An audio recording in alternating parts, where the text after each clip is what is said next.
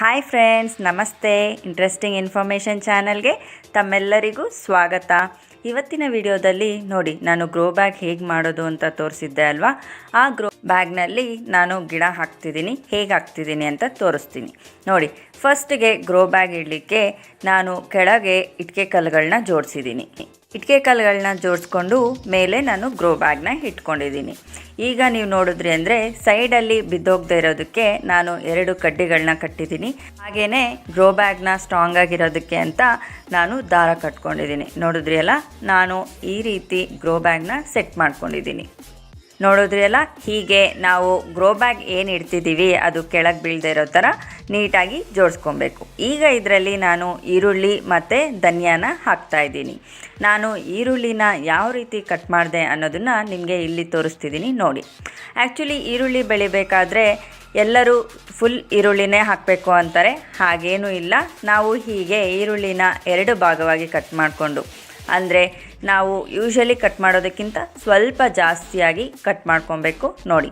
ಹೀಗೆ ಕಟ್ ಮಾಡ್ಕೊಂಡಿದ್ದ ಈರುಳ್ಳಿ ನಟ್ಟಿದ್ರೂ ಕೂಡ ನಮಗೆ ಈರುಳ್ಳಿ ಬೆಳೆಯುತ್ತೆ ನೋಡಿ. ಈಗ ಎಲ್ಲ ಈರುಳ್ಳಿನೂ ನಾನು ಇದೇ ರೀತಿ ಕಟ್ ಮಾಡ್ಕೊಂಡಿದ್ದೀನಿ. ನಾವು ಫುಲ್ ಈರುಳ್ಳಿ ಹಾಕಿ ಬೆಳೆಸಬೇಕು ಅಂತ ಏನಿಲ್ಲ. ನೋಡಿದ್ರಿ ಅಲ್ಲ, ಹೀಗೆ ಕಟ್ ಮಾಡಿರೋ ಈರುಳ್ಳಿಯಿಂದ ಕೂಡ ನಾವು ಈರುಳ್ಳಿನ ಬೆಳೆಸ್ಕೊಬೋದು ನೋಡಿ. ನಾನೀಗ 4 ಈರುಳ್ಳಿನ ಹೀಗೆ ಕಟ್ ಮಾಡ್ಕೊಂಡಿದ್ದೀನಿ. ಹಾಗೆಯೇ ಇದಕ್ಕೆ ಮೇಲ್ಗಡೆ ಇರುವಂಥ ಸಿಪ್ಪೆನ ತೆಗಿತಾ ಇದ್ದೀನಿ. ಯಾಕೆ ಅಂತ ಕೇಳಿದ್ರೆ, ಈ ಸಿಪ್ಪೆ ಕೊಳ್ತೋಗೋ ಚಾನ್ಸಸ್ ಇರುತ್ತೆ. ಅದರಿಂದ ಈರುಳ್ಳಿ ಬೆಳೆದೇ ಕೂಡ ಇರ್ಬೋದು. ಅದರಿಂದ ನಾನು ಎಲ್ಲ ಈರುಳ್ಳಿಗೂ ಈ ರೀತಿ ಮೇಲ್ಗಡೆ ಸಿಪ್ಪೆ ಏನಿರುತ್ತೆ ಅದನ್ನು ತೆಗಿತಾ ಇದ್ದೀನಿ. ಇದೇ ರೀತಿ ನಾನು ಎಲ್ಲ ಈರುಳ್ಳಿ ಸಿಪ್ಪೆನ ತಕ್ಕೋತಾ ಇದ್ದೀನಿ. ನಾವು ಈರುಳ್ಳಿ ಫುಲ್ ಈರುಳ್ಳಿನೇ ನಡಬೇಕು ಅಂತ ಏನಿಲ್ಲ. ಯಾಕಂದರೆ ನಾನು ನಿಮಗೆ ಇಂದಿನ ವಿಡಿಯೋಗಳಲ್ಲಿ ಕೂಡ ಹೇಳಿದ್ದೆ ಅಲ್ವಾ, ಎಕ್ಸ್ಪೆರಿಮೆಂಟ್ಗೆ ಅಂತ ಈರುಳ್ಳಿನ ನಟ್ಟಿದ್ದೀನಿ ಅಂತ 1-2 ಗಿಡಗಳನ್ನ ತೋರಿಸಿದ್ದೆ ಅಲ್ವಾ. ಅದು ಕೂಡ ಹೀಗೇ ನಟ್ಟಿದ್ದು. ಅದಕ್ಕೇ ನಿಮಗೆ ತೋರಿಸೋಣ ಅಂತ ಒಂದು ವಿಡಿಯೋ ಮಾಡ್ತಾಯಿದ್ದೀನಿ. ಈಗ ಇದನ್ನು ಹೇಗೆ ನಡೋದು ಅಂತ ತೋರಿಸ್ತೀನಿ. ಗ್ರೋ ಬ್ಯಾಗ್ಗೆ ನಾನು ಮಧ್ಯ ಮತ್ತು ಆ ಕಡೆ ಈ ಕಡೆ ಟೋಟಲಾಗಿ 3 ಡ್ರೈನ್ ಹೋಲ್ಸ್ನ ಮಾಡ್ಕೊಂಡಿದ್ದೀನಿ. ಹಾಗೆಯೇ ಈ ಗ್ರೋ ಬ್ಯಾಗಲ್ಲಿ ಇರುವಂಥ ಮಣ್ಣನ್ನು ಆಲ್ರೆಡಿ ವೆಟ್ ಮಾಡ್ಕೊಂಡಿದ್ದೀನಿ. ನಾವು ಯಾವುದೇ ಈ ಥರ ಬೀಜಗಳನ್ನ ಹಾಕುವಾಗ ಮಣ್ಣನ್ನು ವೆಟ್ ಮಾಡಿಕೊಂಡು ಹಾಕಿದ್ರೆ ನಮಗೆ ಬೀಜಗಳು ಬೇಗನೆ ಜರ್ಮಿನೇಟ್ ಆಗುತ್ತೆ, ಅಂದರೆ ಬೇಗನೆ ಮೊಳಕೆಗಳು ಬರುತ್ತೆ. ಈಗ ಇದಕ್ಕೆ ಧನಿಯಾನ ಹಾಕೋತಾ ಇದ್ದೀನಿ. ನಿಮಗೆ ಕೊತ್ತಂಬರಿ ಹೇಗೆ ಬೆಳೆಸೋದು ಅಂತ ಕೂಡ ನಾನು ಹಿಂದೆ ಒಂದು ವಿಡಿಯೋ ಮಾಡಿದ್ದೆ, ನೀವು ನೋಡಿರ್ತೀರಾ ಅಂತ ಅನ್ಕೋತೀನಿ. ನೋಡಿಲ್ಲ ಅಂದರೆ ಒಂದ್ಸರಿ ನೋಡಿ, ಈ ವಿಡಿಯೋ ಆದಮೇಲೆ ನೋಡಿ. ಈಗ ಹೀಗೆ ಧನಿಯಾನ ಹಾಕೋತಾ ಇದ್ದೀನಿ. ಧನಿಯಾ ಏನಿದೆ ಅದನ್ನು ನಾವು 2 ಭಾಗ ಮಾಡಿ ಹೀಗೆ ಹಾಕ್ಕೊಬೇಕು. ನಮಗೆ ಧನಿಯಾ ಅನ್ನೋದು ಫ್ರೂಟ್ ಅದು. ಸೊ 2 ಭಾಗ ಮಾಡಿದ್ರೆ 1 ಧನಿಯಾಯಿಂದ 2 ಗಿಡಗಳು ನಮಗೆ ಬರುತ್ತೆ. ಸೊ ಹೀಗೆ ಧನಿಯಾನ ನಾನು 2 ಭಾಗಗಳಾಗಿ ಮಾಡಿಟ್ಕೊಂಡಿರೋ ಧನಿಯಾನ ಹೀಗೆ ಹಾಕ್ತಾಯಿದ್ದೀನಿ ನೋಡಿ. ನಾವು ಕೊತ್ತಂಬರಿನ ತುಂಬಾ ಈಸಿಯಾಗಿ ಮನೆಯಲ್ಲಿ ಸಿಗುವಂಥ ಧನಿಯಾಯಿಂದ ಬೆಳೆಸ್ಕೋಬೋದು. ಧನಿಯಾ ಅನ್ನೋದು ಸ್ವಲ್ಪ ಯೆಲ್ಲೋಯಿಶ್ ಕಲರ್, ಅಂದರೆ ಹೊಸ ಧನಿಯಾ ಇರುತ್ತಲ್ಲ, ಅದರಿಂದ ನಮಗೆ ಕೊತ್ತಂಬರಿ ಅನ್ನೋದು ತುಂಬಾ ಚೆನ್ನಾಗಿ ಬರುತ್ತೆ. ಇಲ್ಲ ಅಂದರೆ ನಮಗೆ ಜರ್ಮಿನೇಟ್ ಆಗೋದು ತುಂಬಾ ಕಷ್ಟ. ಸೊ ಈಗ ನೋಡಿದ್ರಿ ಅಲ್ಲ ಧನಿಯಾನ ಹೇಗೆ ಹಾಕಿದ್ದೀನಿ ಅಂತ. ಈಗ ಈರುಳ್ಳಿನೂ ಕೂಡ ನಟ್ಕೊಳ್ಳೋಣ. ನಾನಿಲ್ಲಿ 5 ಈರುಳ್ಳಿನ ನಟ್ತಾಯಿದ್ದೀನಿ ನೋಡಿ. ಹೀಗೆ 2 ಕಾರ್ನರ್ಸಲ್ಲಿ 2 ಈರುಳ್ಳಿನ ಇಟ್ಟಿದ್ದೀನಿ. ಹಾಗೆ ಈ ಕಡೆ ಕೂಡ 2 ಈರುಳ್ಳಿನ ಇಟ್ಟಿದ್ದೀನಿ. ನಾವು ಈರುಳ್ಳಿನ ನಟ್ಕೊಳ್ಳುವಾಗ ತುಂಬ ಒಳಗಡೆಗೆ ನಟ್ಟಬಾರ್ದು. ನಾವು ಈರುಳ್ಳಿನ ಸ್ವಲ್ಪ ಮೇಲ್ಗಡೆನೇ ಇರೋ ಥರ ನಟ್ಟಬೇಕು ನೋಡಿ. ಇಲ್ಲಿ ಜಸ್ಟ್ 1 ಪದರ ಮಣ್ಣು ಮುಚ್ಚೋ ಥರ ಇದ್ದರೆ ಸಾಕು, ಈರುಳ್ಳಿ ಆರಾಮಾಗಿ ಬೆಳೆಯುತ್ತೆ. ಈಗ ಈರುಳ್ಳಿ ಏನು ಇಟ್ಟಿದ್ದೀನಲ್ಲ ಅದಕ್ಕೆ ಸ್ವಲ್ಪ ಒಂದೇ 1 ಪದರದಷ್ಟು ಮಣ್ಣನ್ನು ಹಾಕ್ತಾಯಿದ್ದೀನಿ. ನೋಡಿದ್ರಿ ಅಲ್ಲ, ಈಗ ನಾವು ಧನಿಯಾ ಹಾಕ್ಕೊಂಡಿದ್ದೀವಿ ಅಲ್ಲ, ಧನಿಯಾಗೂ ಕೂಡ ನಾವು ಮಣ್ಣನ್ನು ಹಾಕೋಣ. ನಾನು ನಿಮಗೆ ಮೊದಲೇ ಹೇಳಿದ್ದೀನಿ ಅನಿಸುತ್ತೆ ಇಂದಿನ ವಿಡಿಯೋಗಳಲ್ಲಿ, ನಾವು ಯಾವುದೇ ಬೀಜಗಳನ್ನ ಹಾಕಿದ್ರೂ ಅದಕ್ಕೆ 3 ಪಟ್ಟು ಜಾಸ್ತಿ ಮಾತ್ರನೇ ಮಣ್ಣನ್ನು ಹಾಕಬೇಕು.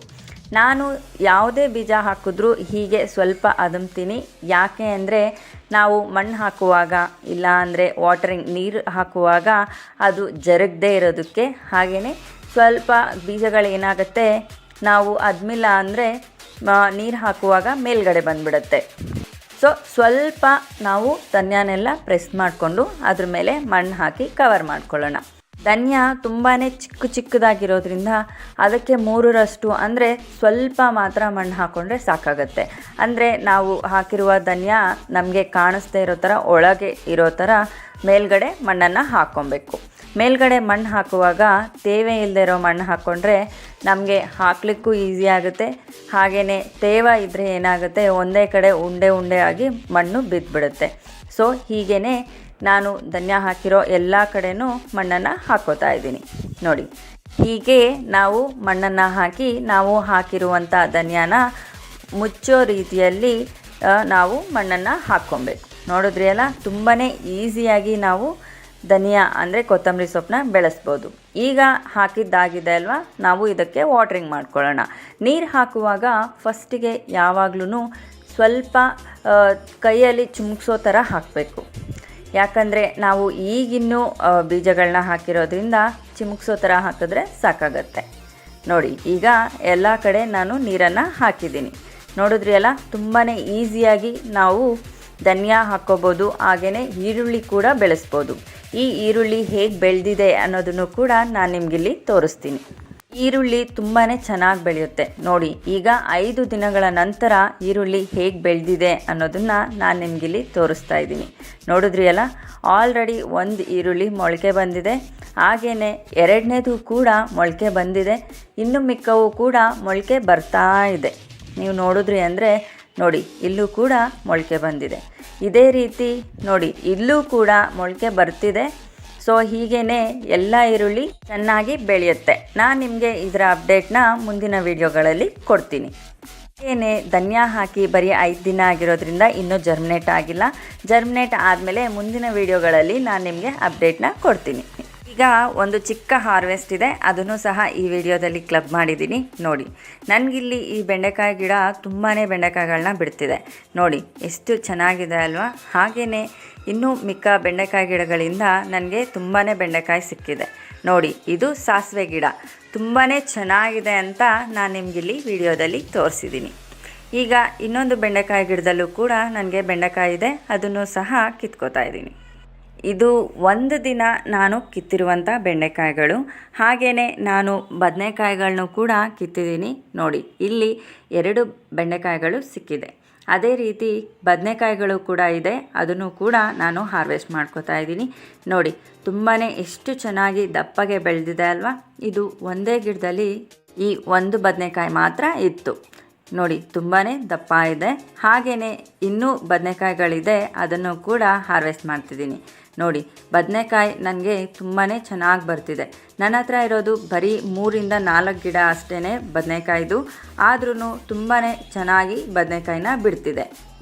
ನೀವಿಲ್ಲಿ ಈ ಬದನೆಕಾಯಿ ಗಿಡ ನೋಡಿದ್ರೆ ನಿಮಗೆ ಇಲ್ಲಿ ವೈಟ್ಗೆ ಕಾಣ್ತಿದೆ ಅಲ್ವಾ.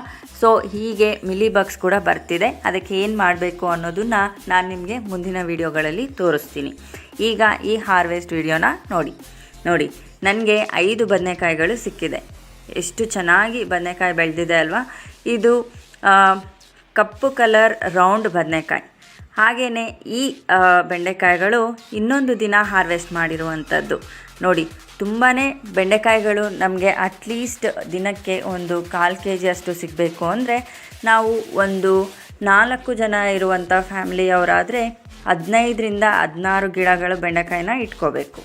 ನನ್ನ ಹತ್ರ ಈಗ ಸದ್ಯಕ್ಕೆ 6 ಗಿಡಗಳಿದೆ, ಅದರಿಂದನೇ ಸ್ವಲ್ಪ ಬೆಂಡೆಕಾಯಿ ಮಾತ್ರ ಬರ್ತಿದೆ. ನೋಡಿ, ಈಗ ಇನ್ನೂ ಒಂದು ಗಿಡದಲ್ಲೂ ಕೂಡ ಒಂದು ಬೆಂಡೆಕಾಯಿ ಬಿಟ್ಟಿದೆ.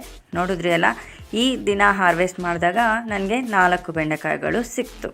ಹಾಗೆಯೇ ಪುದೀನ ಕೂಡ ಇದೆ, ಪುದೀನ ಕೂಡ ಹಾರ್ವೆಸ್ಟ್ ಮಾಡ್ತಾಯಿದ್ದೀನಿ. ಪುದೀನ ಹಾರ್ವೆಸ್ಟ್ ಮಾಡೋ ಉದ್ದೇಶ ಏನು ಅಂದರೆ, ನಾವು ಪುದೀನಾನ ಎಷ್ಟು ಕಟ್ ಮಾಡಿದ್ರೆ ಅಷ್ಟು ಚೆನ್ನಾಗಿ ಬೆಳೆಯುತ್ತೆ. ಅದೇ ಉದ್ದೇಶದಿಂದ ನಾನು ಪುದೀನಾನ ಹಾರ್ವೆಸ್ಟ್ ಆವಾಗವಾಗ ಮಾಡ್ತಾಯಿರ್ತೀನಿ. ನಿಮಗೆ ಲಾಸ್ಟ್ ವಿಡಿಯೋದಲ್ಲೂ ಈ ಪುದೀನ ಹಾರ್ವೆಸ್ಟ್ ತೋರಿಸಿದ್ದೆ ಅಲ್ವಾ. ನೋಡಿ, ಮತ್ತೆ ಎಷ್ಟು ಚೆನ್ನಾಗಿ ಪುದೀನ ಬೆಳೆದಿದೆ ಅಂತ ನೋಡಿದ್ರಿ ಅಲ್ಲ. ತುಂಬಾ ಚೆನ್ನಾಗಿ ಪುದೀನ ಬೆಳೀತಿದೆ. ಇದನ್ನು ಇನ್ನೂ ದೊಡ್ಡ ಕಂಟೈನರಲ್ಲಿ ಹಾಕಿದ್ರೆ ಇನ್ನೂ ತುಂಬಾ ಚೆನ್ನಾಗಿ ಬೆಳೆಯುತ್ತೆ.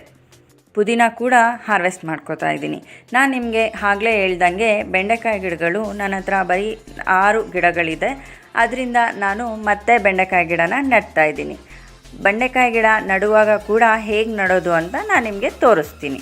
ಹಾಗೆಯೇ ಬದನೆಕಾಯಿ ಗಿಡ ಕೂಡ ಅಷ್ಟೇ ಬದನೆಕಾಯಿ ಗಿಡ ಒಂದು 3-4 ಗಿಡ ಇದ್ದರೆ ಸಾಕು, ನಮಗೆ ಮನೆಗೆ ಬೇಕಾಗೋ ಅಷ್ಟು ಬದನೆಕಾಯಿ ನಮಗೆ ಬಿಡುತ್ತೆ. ಸೊ ಹೀಗೇ ನಮ್ಮ ಫ್ಯಾಮ್ಲಿಲಿ ಎಷ್ಟು ಜನ ಇದ್ದೀವಿ ಅನ್ನೋದನ್ನು ನೋಡಿಕೊಂಡು ನಾವು ಎಷ್ಟು ಗಿಡಗಳ ಹಾಕ್ಕೊಂಡ್ರೆ ನಮಗೆ ಉಪಯೋಗ ಆಗುತ್ತೆ ಅಂತ ನೋಡಿಕೊಂಡು ನಾವು ಗಿಡಗಳನ್ನ ಹಾಕ್ಕೋಬೇಕು. ನೋಡಿ, ನಾನೀಗ ಪುದೀನ ಸ್ವಲ್ಪ ಹಾಗೆ ಬೆಂಡೆಕಾಯಿ ಸ್ವಲ್ಪ ಕಿತ್ಕೊಂಡಿದ್ದೀನಿ. ನೋಡಿದ್ರಿ ಅಲ್ಲ, ತುಂಬಾ ಈಸಿಯಾಗಿ ಪುದೀನಾನ ಬೆಳೆಸ್ಕೋಬೋದು, ಹಾಗೆಯೇ ತುಂಬಾ ಈಸಿಯಾಗಿ ನಾವು ಬೆಂಡೆಕಾಯಿನೂ ಕೂಡ ಬೆಳೆಸ್ಕೋಬೋದು. ಫ್ರೆಂಡ್ಸ್, ನಿಮಗೆ ಈ ವಿಡಿಯೋ ಇಷ್ಟ ಆಗಿದೆ ಅನ್ಕೋತೀನಿ. ಇಷ್ಟ ಆಗಿದ್ದರೆ ಲೈಕ್ ಮಾಡಿ, ಶೇರ್ ಮಾಡಿ, ಹಾಗೆ ಇನ್ನೂ ಸಬ್ಸ್ಕ್ರೈಬ್ ಮಾಡಿಲ್ಲ ಅಂದರೆ ನನ್ನ ಚಾನಲ್ನ ಸಬ್ಸ್ಕ್ರೈಬ್ ಕೂಡ ಮಾಡ್ಕೊಳ್ಳಿ. ಮತ್ತೆ ಮುಂದಿನ ವಿಡಿಯೋದಲ್ಲಿ ಸಿಗೋಣ. ಅಷ್ಟುವರೆಗೂ bye friends, thank you, bye.